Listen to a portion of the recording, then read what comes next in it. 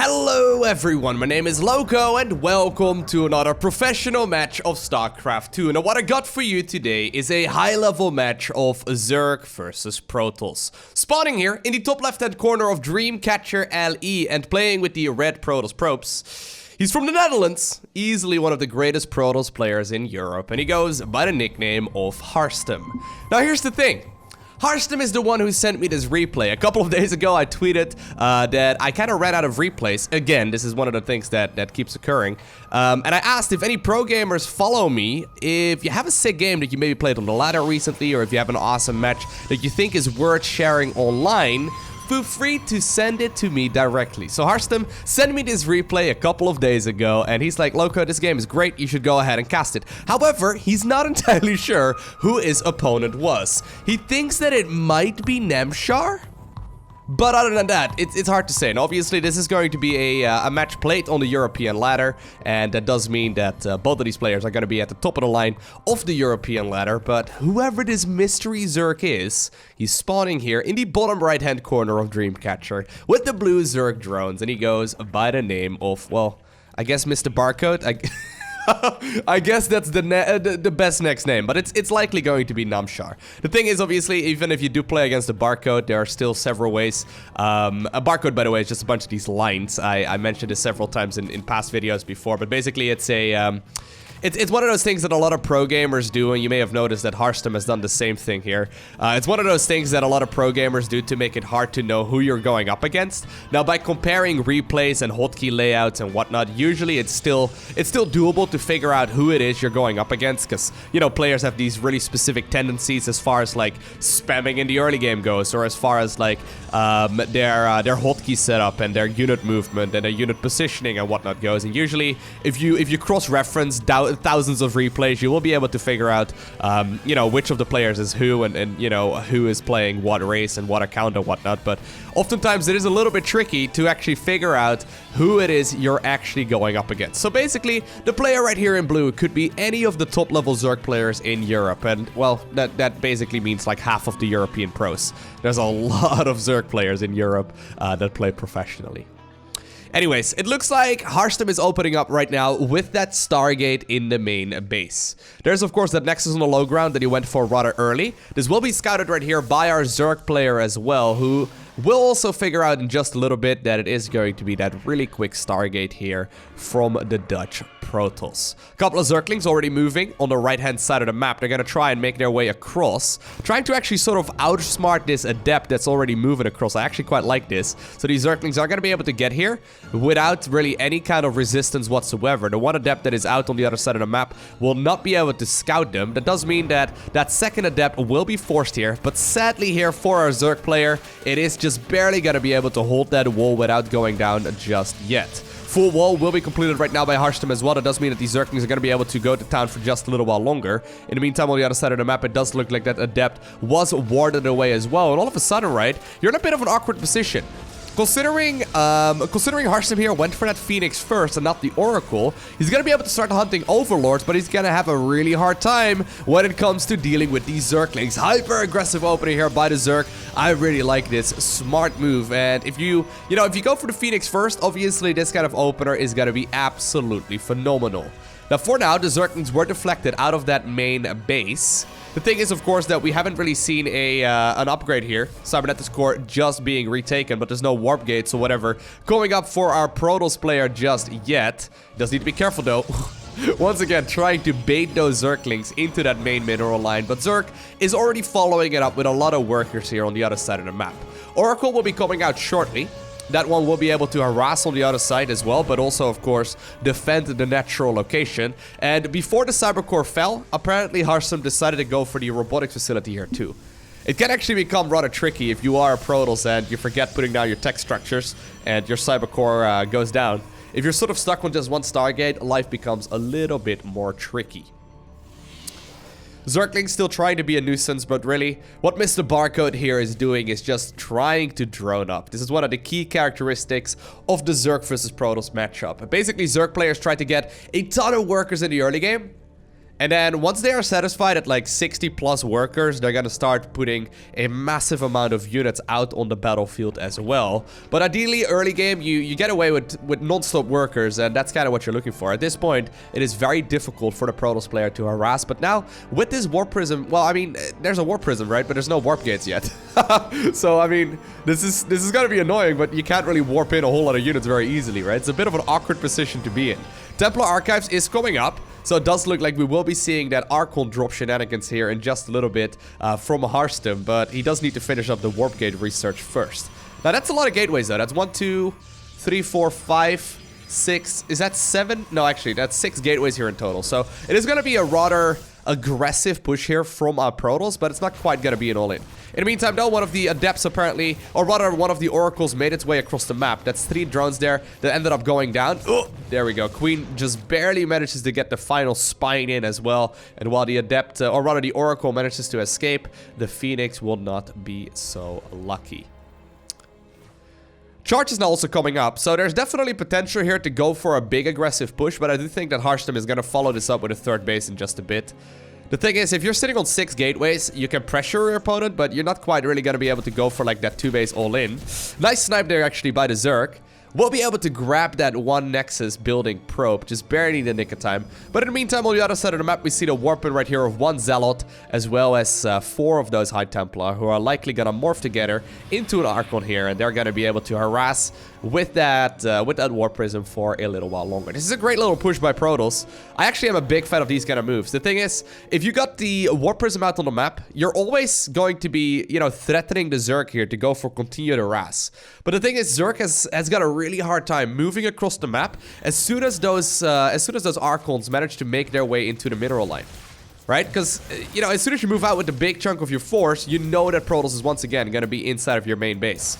Apparently, though, there are going to be a couple of Zealots now also warped in. I don't know exactly how much they're going to be able to do, but at the very least, they're preventing the Protoss from really taking a lot of damage at the 3rd base location. And while I do think that Harstem is likely... Ooh, he's going to try and go after the drones here instead. A little bit greedy there. That does mean that the majority of the units here for the Protoss will end up falling. But at the very least now, the 3rd base has been secured. And Harstem is going to be able to start mining off of that 3rd Nexus here in just a bit. One Hero Immortal apparently really wants to be moving across the map. Not quite where you want to go, as one of the Hydras now also meets it up front. And I do think that's a little bit of a misplay here by our Protoss player in red, as he will be forced to go back home. Now that the Warp Prism is gone, though, all of a sudden Zerg here is feeling much more confident. He wants to go for a bit of a move across the map. Now, the Zealots, that's a little cheeky there, right? The Zealots try to go after the rocks, and the Hydras were like, you know what, let me help you just for a little bit. That does mean that the Hydras are going to be able to once again shut down the rocks and continue this pressure for a little while longer. Very greedy push here, though, by the Zerg. This can easily be overwhelmed, but the front door, it will be falling here in just a bit. But here are those storms. Juicy psionic storms here on the majority of that Hydra ball. Great control there by Harstem. But the thing is, there's still a lot of Zerg remaining. The majority of it, though, has been cleaned up now, and I do think that Harstem is going to be able to deflect those units here for now. While this is all going on, we do see that Zerg player now expanded to watch that 4th base as well. There's a Lurker Den coming up, so that was really only a relatively small attack wave. Zerg is now also securing himself more and more workers, because at this point there's really no option for the Protoss to really go for one big push across the map. Wouldn't be surprised actually if Harstem maybe decides to try to take a 4th base here in just a bit instead. I think that's gotta be a better option than going for a 3-base play, in particular when you know your opponent is already playing that Hydra Ling-based style. And there indeed, we do see that 4th Nexus now coming up as well. One Zealot desperately charging forward, trying to see if it could kill this one Zergling, but apparently it's just gonna stand tall right next to the Nexus. In the meantime, though, a couple of Zealots now making their way into the mineral line once again. They will be picked off, but this does also show that Zerg still has the majority of the army at home. Okay, so let's look at this a little bit more objectively. Zerg has got that Lurker Den coming up, but Zerg is also in a bit of an awkward position. You know you're gonna have a hard time fighting that 4th base, and you know that Protoss is likely gonna get that 4th base up and running. So I was just gonna say, how are you gonna engage? Apparently, the way that this Zerg player has got it in mind is indeed with a bunch of these dropper lords. That's gonna be a very aggressive Hydra lurker drop, maybe at like the third base or the natural, but more than likely the main. This is a really nice flyable location, I suppose. Now in the meantime, there's also a warp prism moving across. Harstem at this point does not know about the 5th base location of Zerg just yet, but he knows about the timing, and he knows that there's a good chance that it will be going up here in just a bit. Well, actually, that Warp Prism just barely will not be able to spot it. Obviously, you could go... There we go. He will be able to confirm it right now. Obviously, you could go for the main base as well, is what I was gonna say. But this is gonna be an interesting setup. Okay, so here we go. A lot of lurkers are out. These overlords are all loaded up with just Hydralisk. In the meantime, there's these couple of zealots waiting to go for a pressure here right when this base finishes. I think he's waiting for this base to finish up. Obviously, you could also at the same time simultaneously warp in the main base. While this is going on, though, the majority of this Protoss army is now also trying to clear some creep in the middle of the map, and this is all a little bit awkward. The lurkers will be able to burrow. They're going to shoo away the majority of those zealots. In the meantime, a lot of the zealots are now also warping into that main base. A big chunk of the Protoss army is now out on the map as well. But keep in mind, there's that imminent Zerg drop on the left-hand side of the map. This is completely unscouted. Protoss does not know about this. And the majority of that Zerg army is now playing defensively at home. But a lot of this Protoss force is also moving across. That does mean that the Hydras are now going to be able to drop off inside of the main base. A desperate warp in here, but that will force the mass recall on all of those really important spellcasters. And apparently, right before they managed to actually deal critical damage, the Overlords decided to load up all of the Hydras once again. And while the Zealots, they were trying to kill that hatchery, the hatchery remains with 56 HP intact. While that's all going on, though, with the imminent drop once again threatening on the other side of the map, right? The lurkers are also moving across. A lot of Hydras now also trying to get in here. A couple of the Stalkers were left behind. They're going to be able to try to pick up some of those Overlords. One of them actually did end up dying, but there's no denying that these Archons are not going to be quite enough. There's still, of course, that Fort Nexus kill that was just secured here by the Zerg player as well. But a lot of these Hydras, though, they're picking up a lot of very, very valuable kills. How exactly do you engage this if you're a Protoss right now? Essentially, Protoss has just been knocked back to 3 base economy. There's a single Void Ray trying to go after some of those Overlords as well, and eventually these Hydras will be picked off. But there's no denying, right, that right now Zerg is sitting on 5 bases, whereas Protoss is sitting on only 3. This could easily trigger a bit of like a death ball kind of move here from Harstem, though. I mean, he's got a lot of Archons morphing in. He's got a very scary amount of Immortals and a High Templar here as well. This is a very powerful force, but that's still a lot of Lurkers. Look at that. How many Lurkers is that? 20 Lurkers? I mean, how exactly are you going to fight this? If you are a Protoss, you're going to need a phenomenal amount of Storms. Well, so far, he's landing them.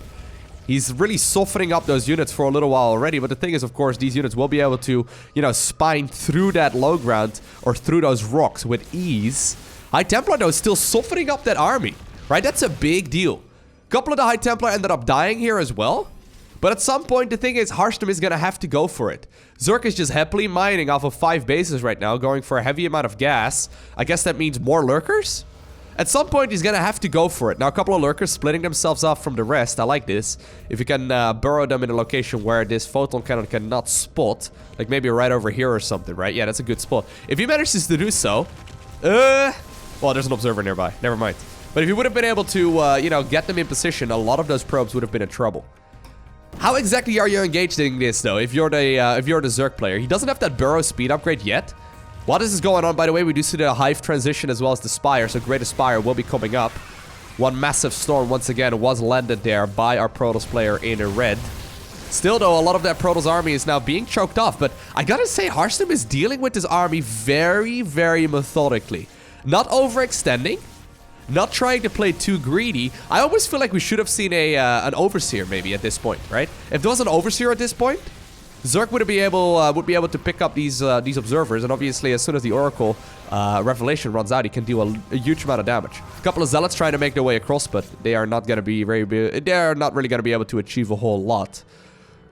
There are 76 drones though, the majority of them are on gas. There's a stupid amount of income. Zerg is now going for that Great Aspire switch as well. So basically, I think what the Zerg's plan at this point is to try and sort of soft contain the Protoss here from ever taking a fourth base. And if he manages to secure that, right, if he manages to prevent the Protoss from getting a fourth, he's gonna be in a phenomenal spot. But here we go, Harstem has had enough. He's moving forward with his Archon Immortal Death Bowl. So many of the lurkers are falling though. Look at the huge amount of damage that these Immortals are dishing out.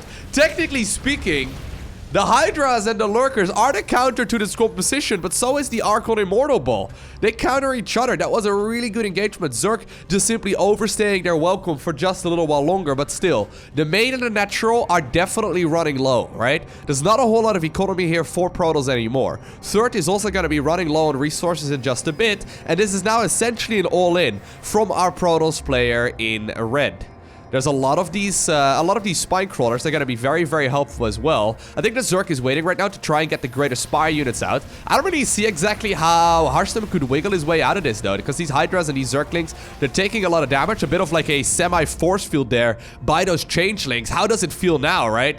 If you're a Protoss player, you can't retreat your army because of all of those Changelings being a nuisance. But while that's all going on, the Great Aspire has finished up, and Zerg is now mining off of 5 bases, getting those Great Aspire units, getting all of those Brute Lords out, and Protoss is sort of like with his tail between his legs, trying to get that 4th base up and running.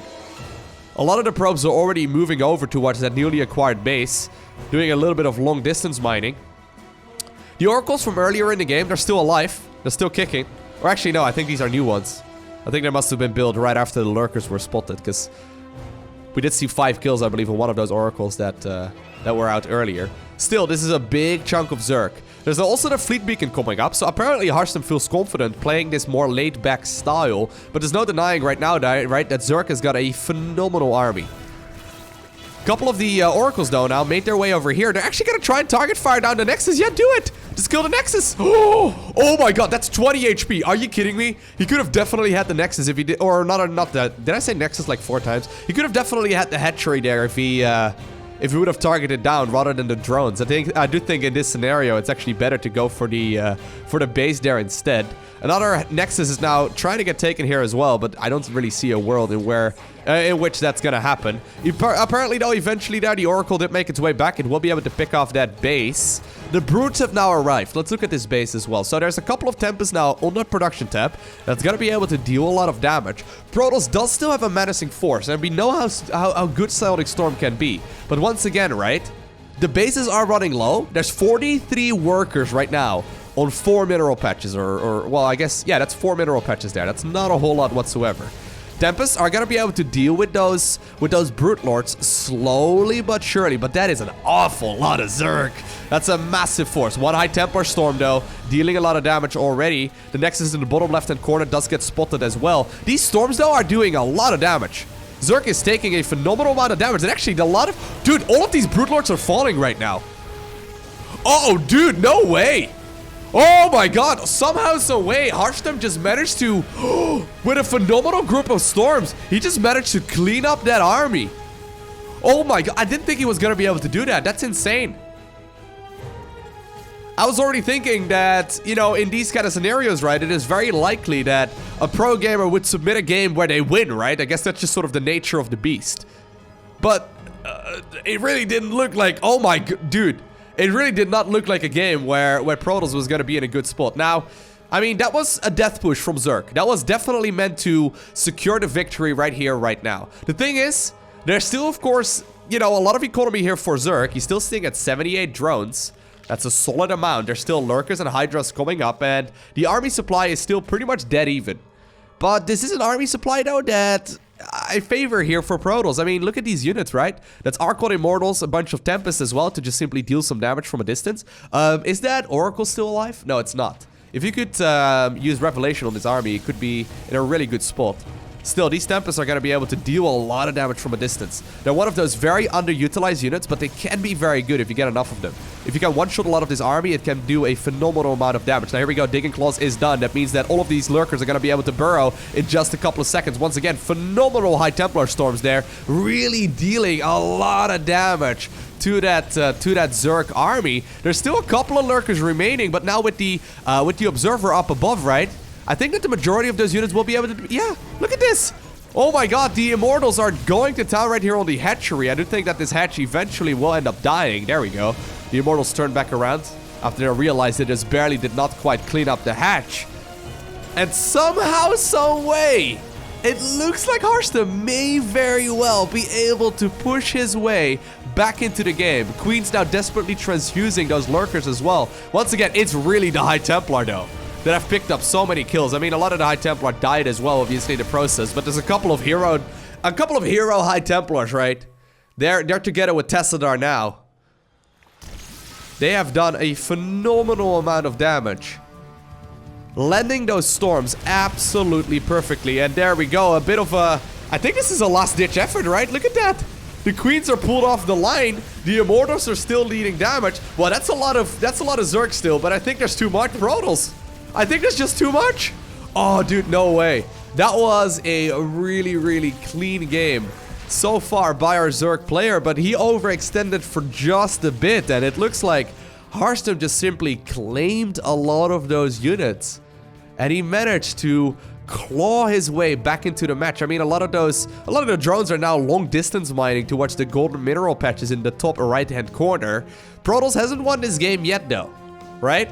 He hasn't won this game yet. That's 40 probes mining a 4th base location. I guess one or two of those Zerglings can pick off a couple of them. It's not a big deal. There's still going to be more than enough remaining. There's no 5th Nexus available just yet, and Zerg is still long distance mining. Look at that. I do think he's desperately looking for another base. One Zealot will be able to scout out what's going on here. The Zerg army trying to move across, but upon realizing that Protoss just took a 5th, Zerg decides to GG out, and Harstem is the one who obtains the victory. It really did not look good for him at all. When he first lost that Warp Prism, that's where things went downhill. Because as soon as the Warp Prism is dead, the Zerg player knows that it's time to move across. I mean, you can always leave a handful of Hydras at home, but obviously that's gonna make your counterattack so much more weak, right? But if you snipe the Warp Prism, you can just simply move everything that you have across the map and deal a huge amount of damage. Some Protoss players have started going for double Warp Prism play as like a response to this, but ideally, you just don't lose your Warp Prism, and you can sort of keep Zerg at home for a very, very long time while you secure that 4th. But even though it really did not look great there for Harstem at all, he is the one who obtained the victory here in a very well-fought game. I hope you enjoyed watching this video. If you did, make sure you hit that like button down below, and if you want to see more, make sure you hit that subscribe button so you get notifications as soon as I upload more. Special shout out to the Patreon supporters. You guys are awesome, but for now, I want to thank you for watching. Have an amazing day. Do not forget to smile, alright? And I will see you in the next one.